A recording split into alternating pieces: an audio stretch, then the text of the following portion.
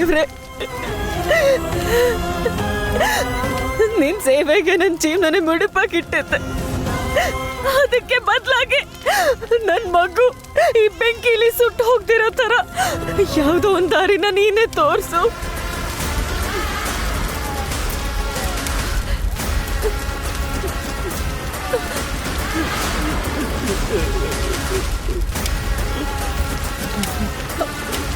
ಪೊಲೀಸ್ಗೆ surrender ಆದ್ರೆ ಎಲ್ಲ ಸರಿ ಹೋಗುತ್ತೆ ಅಂದ್ಕೊಂಡಿದ್ಯಾ?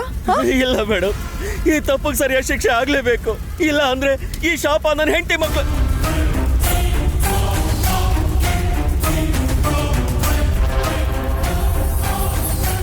ಏನು ಏನಂದೆ ನೀನು? ಹೆಂಡತಿ ಮಕ್ಕಳ ಅಂದ್ರೆ ನಿನಗೆ ಮದ್ವೆ ಆಗಿದ್ಯಾ?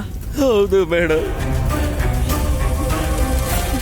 ಮದ್ವೆ ಆಗದೆ ಇರೋರ್ಗೆ ಮಾತ್ರ ಕೆಲಸ ಕೊಡ್ತಿದ್ದೀರಾ ಅಂತ ಕೇಳಿ ಸುಳ್ಳು ಹೇಳ್ದೆ ಮೇಡಮ್. ಅಯ್ಯೋ,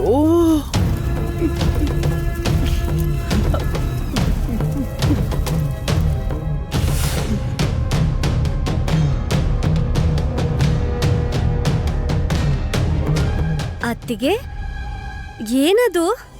ಅದನ್ನ ನಾನ್ ಕೇಳ್ಬೇಕು. ಏನಿದು?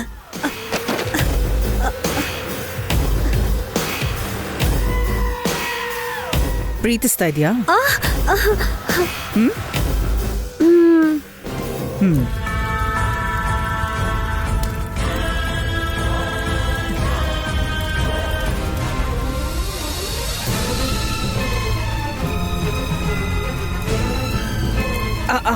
ಹಾಗೆ ಭಾವನ್ಗೂ ಕೂಡ ಶಾರ್ಟ್ ಸರ್ಕ್ಯೂಟ್ ಆಗಿ ಹೀಗಾಯ್ತು ಅಂತ ಹೇಳೋಣ.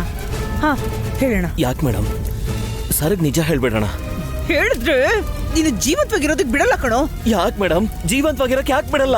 ಯಾಕೆ ಅಂದ್ರೆ ಈ ಫ್ಯಾಕ್ಟ್ರಿಗೆ ನೀನೇ ಬೆಂಕಿ ಹಚ್ಚಿದ್ದು ಅನ್ನೋದು ಎಲ್ರಿಗೂ ಗೊತ್ತಾಗೋಗುತ್ತಲ್ಲ, ಅದಕ್ಕೆ.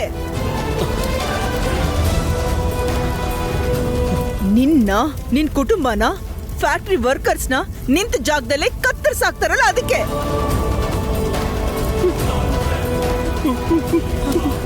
ಮಾಡದೇ ಇರೋ ತಪ್ಪಿಗೆ ನಿನ್ ಹೆಂಡತಿ, ನಿನ್ನ ಮಕ್ಕಳು ಬಲಿ ಆಗ್ತಾರಲ್ಲ, ಅದಕ್ಕೆ. ತನ್ನ ಹೆಂಡತಿನ ಸಾಯಿಸಿದ್ಯಾ ಅನ್ನೋ ಕೋಪದಲ್ಲಿ ತನ್ನ ವಾರಸ್ದಾರನ ಸುಟ್ಟು ಬೂದಿ ಮಾಡಿದ್ಯಾ ಅನ್ನೋ ಭಾವನ ಕೋಪ ನಿನ್ನ ಜೀವಂತ ಉಳಿಸಲ್ಲ.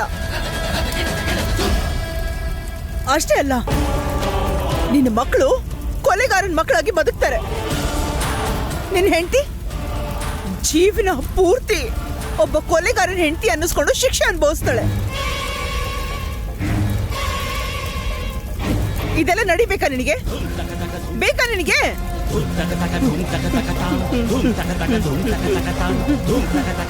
ಇಲ್ಲ ಮೇಡಮ್, ನನ್ನಿಂದ ನನ್ನ ಹೆಂಡತಿ ಮಕ್ಕಳು ನೋವು ಅನುಭವಿಸ್ಬಾರ್ದು. ನಾನು ಮಾಡಿ ತಪ್ಪು ಅವ್ರಿಗೆ ಶಾಪ ತಟ್ಟಬಾರ್ದು ಮೇಡಮ್.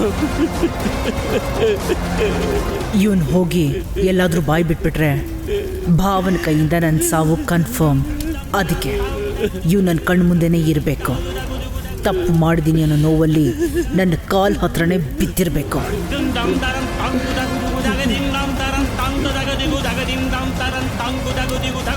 ಕೃಷ್ಣ ಪ್ರಸಾದ್, ನಿನಗೂ ನಿನ್ನ ಕುಟುಂಬಕ್ಕೂ ಯಾವುದೇ ರೀತಿ ಸಮಸ್ಯೆ ಬರಬಾರ್ದು ಅಂತಂದ್ರೆ ಒಂದೇ ಒಂದು ಪರಿಹಾರ ಇದೆ. ಹೇಳಿ ಮೇಡಮ್. ಮೀರನ ಮದ್ವೆ ಆಗು.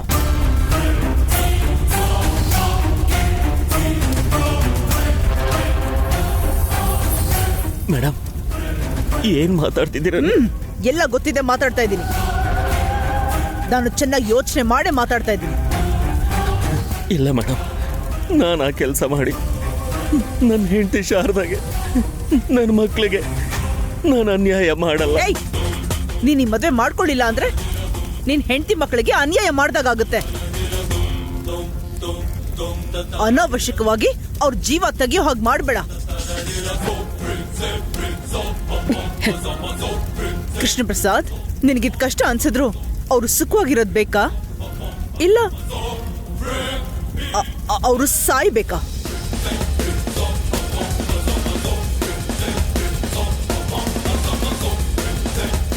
ನೋಡು, ಮೀರಾನ ನೀನು ಮದ್ವೆ ಮಾಡ್ಕೊಂಡ್ರೆ ಒಂದ್ ವೇಳೆ ಮುಂದೆ ಭಾವನ್ಗೆ ನಿಜ ಗೊತ್ತಾದ್ರೂ ನಿನ್ನ ಸಾಯಿಸಿ ತಂಗಿನ ವಿಧವೆ ಅಂತೂ ಮಾಡಕ್ಕಾಗದೆ ಇರೋದ್ರಿಂದ ನಿನ್ನೇನು ಮಾಡೋಕ್ಕಾಗಲ್ಲ. ನಿನ್ ಕಡೆಯವ್ರು ಏನು ಮಾಡಲ್ಲ. ನಿನ್ ಹೆಂಡತಿ ಮಕ್ಕಳಿಗೋಸ್ಕರ ನೀನಿಷ್ಟು ಮಾಡೋಕ್ಕಾಗಲ್ವಾ? ಹ? ಮಾತಾಡು ಮಾತಾಡು. ಮೇಡಮ್, ನಾನೇನು ಮಾತಾಡೋ ಪರಿಸ್ಥಿತಿಲಿಲ್ಲ ಮೇಡಮ್. ನೀವೇ ಏನಾದರೂ ಮಾಡಿ ನನ್ನ ಕಾಪಾಡಿ ಮೇಡಮ್, ಪ್ಲೀಸ್ ಮೇಡಮ್.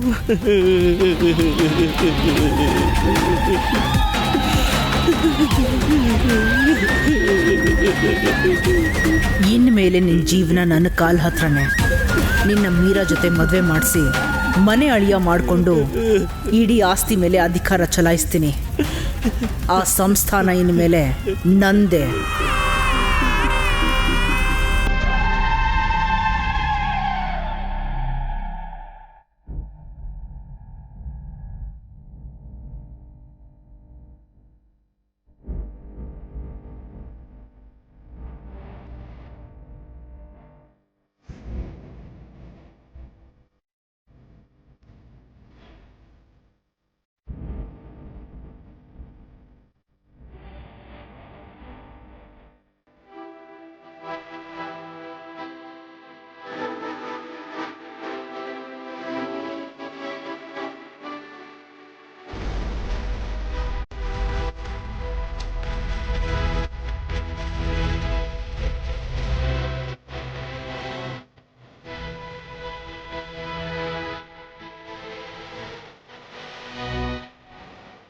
ಏನಿದು, ಮದ್ವೆ ಗಂಡಿನಾಗ ರೆಡಿ ಆಗಿದ್ದೀರಾ?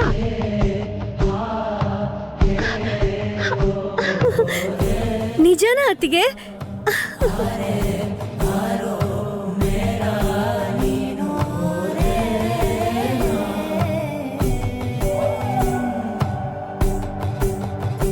ಏನಾಯ್ತು ರೀ, ಯಾಕೆ ಹೀಗಿದ್ದೀರಾ? ಏನಿಲ್ಲ, ಹೊರಡೋ ಸಮಯ ಆಯ್ತು. ಅದೇನು, ಇವತ್ ರಜಾ ಅಲ್ವಾ? ನನ್ ಮಾತ್ರ ದೊಡ್ಡ ಜವಾಬ್ದಾರಿ ವಹಿಸಿದ್ದಾರೆ. ಅಂದ್ರೆ ಸಂಬಳ ಜಾಸ್ತಿ ಆಗತ್ತಾ? ಜೀವನಾನೇ ಬದಲಾಗತ್ತೆ. ಹೌದು ರೀ, ಇನ್ಮೇಲಾದ್ರೂ ನಾವು ಸಂತೋಷವಾಗಿರ್ಬೋದು. ಮಕ್ಕಳ ಭವಿಷ್ಯನೂ ಚೆನ್ನಾಗಿರುತ್ತೆ. ಶಾರದಾ, ನಿನ್ ಒಂದು ಪ್ರಶ್ನೆ ಕೇಳ್ತೀನಿ, ಉತ್ತರ ಹೇಳ್ತೀಯಾ? ಏನ್ರಿ ಅದು? ನನ್ನ ಪ್ರಮೇಯನೇ ಇಲ್ಲದೆ ನನ್ನಿಂದೇನಾದರೂ ತಪ್ಪಾದ್ರೆ ನೀನು ನನ್ನ ಕ್ಷಮಿಸ್ತೀಯಾ?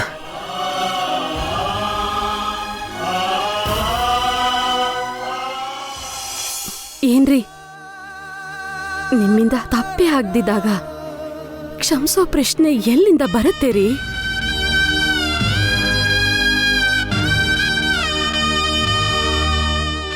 ಒಂದು ವೇಳೆ ಅಂತ ಪರಿಸ್ಥಿತಿ ಬಂದ್ರೆ ನೀವು ಕನ್ಸಲ್ ಕೂಡ ಯಾರಿಗೂ ಕೆಟ್ಟದನ್ನ ಬಯಸೋರಲ್ಲ ರೀ.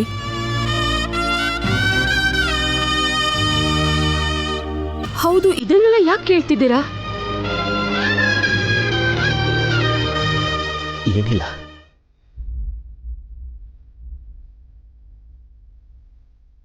ನಾನು ಏನ್ ಮಾಡಿದ್ರು ನಿನ್ ಒಳ್ಳೇದಕ್ಕೋಸ್ಕರನೇ, ನಮ್ಮ ಮಕ್ಕಳ ಭವಿಷ್ಯಕ್ಕೋಸ್ಕರನೇ ಅಂತ ನೀನ್ ಕೊನೆವರೆಗೂ ನೆನ್ಪಿಟ್ಕೊಂಡ್ರೆ ನನಗಷ್ಟೇ ಸಾಕು. ಹಾಗೆ ಆಗ್ಲಿರಿ.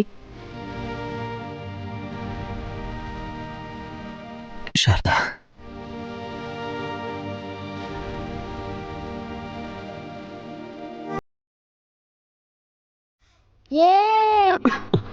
ಅಮ್ಮ, ಏನು? ಗಾಳಿಪಟದ ಮೇಲೆ ಹೀರೋ ಚಿತ್ರ ಬಿಡಿಸಿದೀನಿ. ಯಾವ ಹೀರೋ? ನನ್ನಿರೋ ಚಿತ್ರ. ಹೌದಾ? ತೋರ್ಸು ಮತ್ತೆ.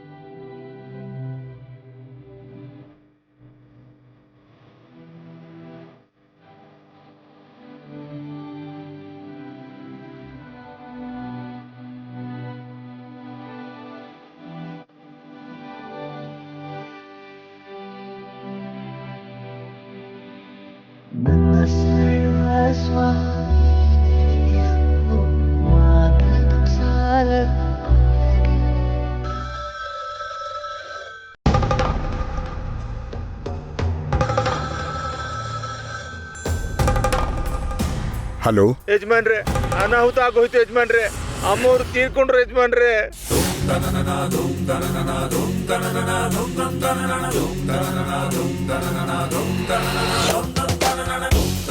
ಯೇ ಯೇ ಏ ಚೋಟು, ನಂಗೆ ಗಾಳಿಪಟ ತುಂಬಾ ಮೇಲೋಗಿದೆ ನೋಡು. ನಮ್ಮಪ್ಪ ನೋಡಿ ಎಷ್ಟು ಎತ್ತರದಲ್ಲಿದ್ದಾರೆ. ಯೇ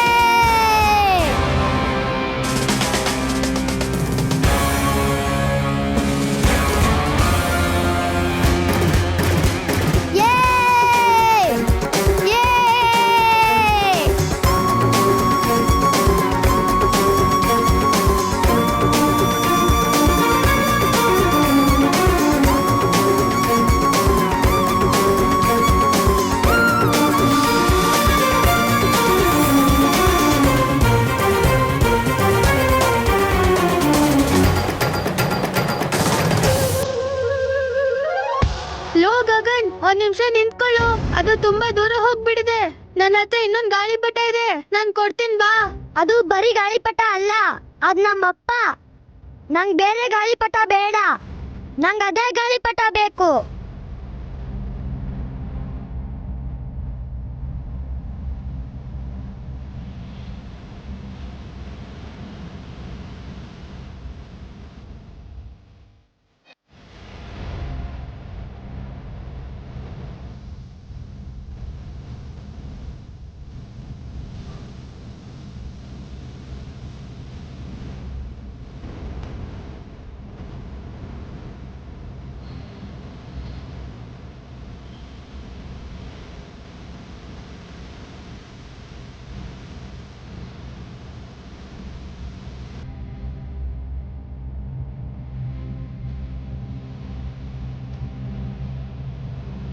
ನಮ್ಮ ಮನ್ಸು ಅರ್ಥ ಮಾಡ್ಕೊಂಡು ನಮ್ಮಿಬ್ರು ಮದ್ವೆ ಮಾಡಿಸಿ ನನ್ನ ದೃಷ್ಟಿಲಿ ದೇವತೆ ಆಗ್ಬಿಟ್ಟೆ. ಅದಕ್ಕೆ ನಮಗೆ ಆಶೀರ್ವಾದ ಮಾಡು.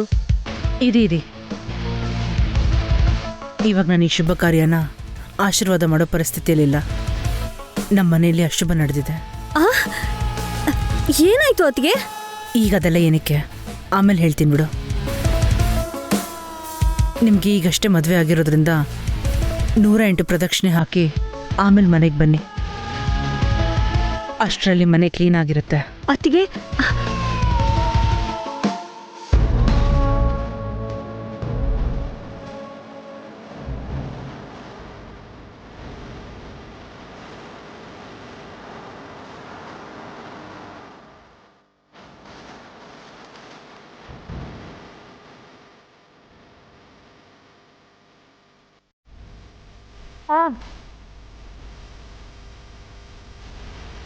ಅಯ್ಯಪ್ಪ,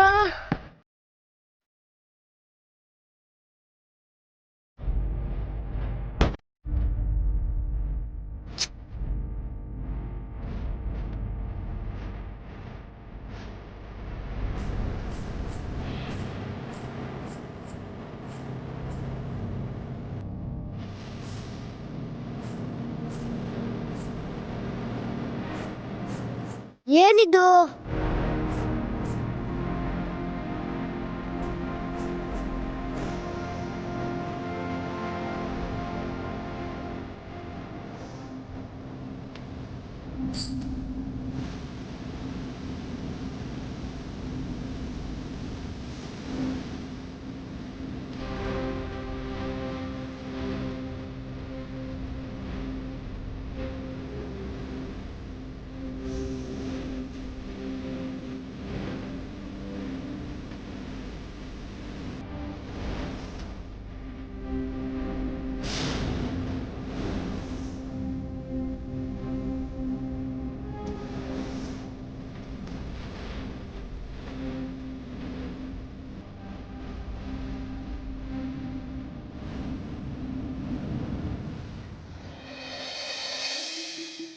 ಏಯ್ ಪಾಪು,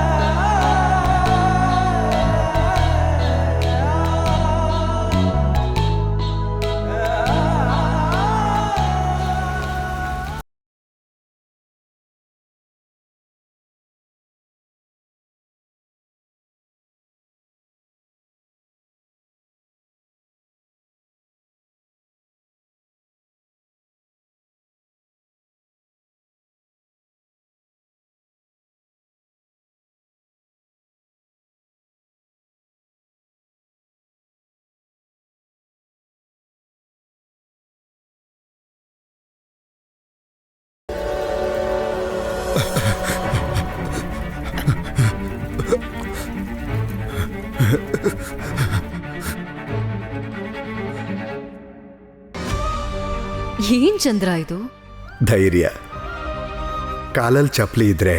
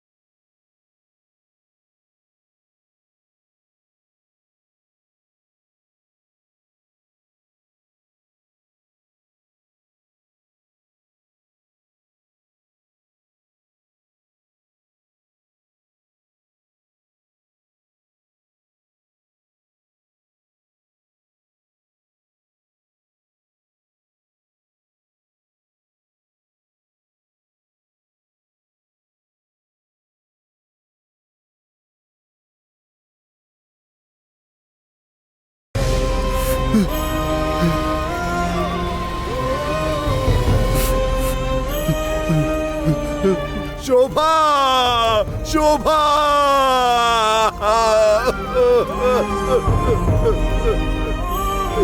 ಒಂದು ಬೆಂಕಿ ಕಿಡಿ ಕೈ ತಾಗದ್ರೇನೆ ತಡ್ಕೊಳ್ಳೋದಕ್ಕಾಗಲ್ಲ.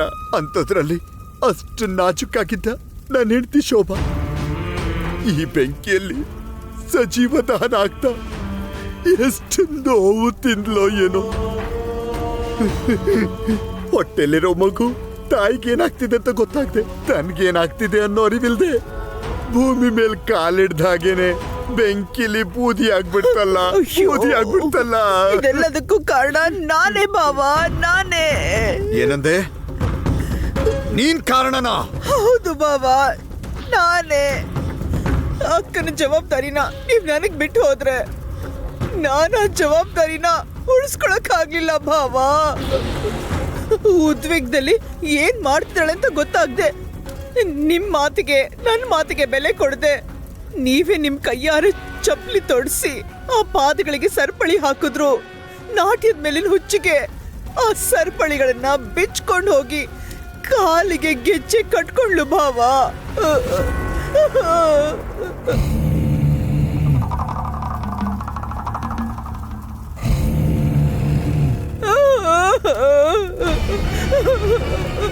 ಅವಳು ತುಂಬಾ ಗರ್ಭಿಣಿ ಅನ್ನೋ ವಿಷಯನೂ ಮರ್ತು ಹೋಗಿ ಹೊಟ್ಟೆಲಿರೋ ಮಗುಗೆ ಏನಾಗುತ್ತೆ ಅನ್ನೋ ಯೋಚನೆ ಮಾಡಿದೆ ಪ್ರಳಯ ತಾಂಡವ ಮಾಡಿದ್ಲು ಭಾವ.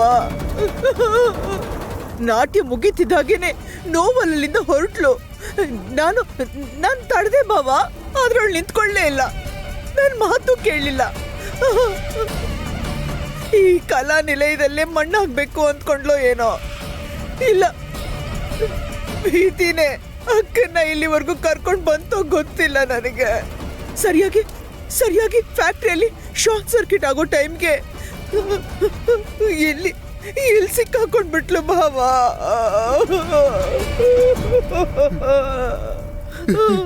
ಗಂಡನಾಗಿ ಹೆಂಡತಿ ಮುಖನ ಕೊನೆ ಸಲ ನೋಡೋದಕ್ಕೂ ಕಣ್ಣೀರ್ ಬಿಟ್ರೆ ಏನು ಉಳಿದಿಲ್ಲ.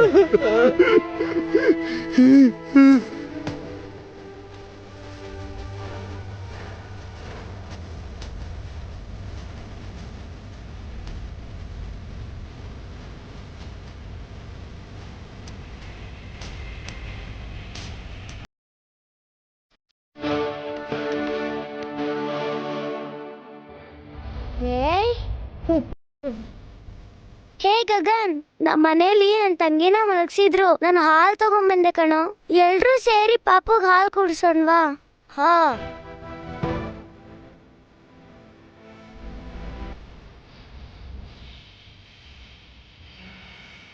ಹೇ ಗಗನ್, ನಿಮ್ಮಪ್ಪ ಅಲ್ಲಿ ಯಾರನ್ನ ಮದ್ವೆ ಮಾಡ್ಕೊಂಡಿದಾರ ಕಣೋ.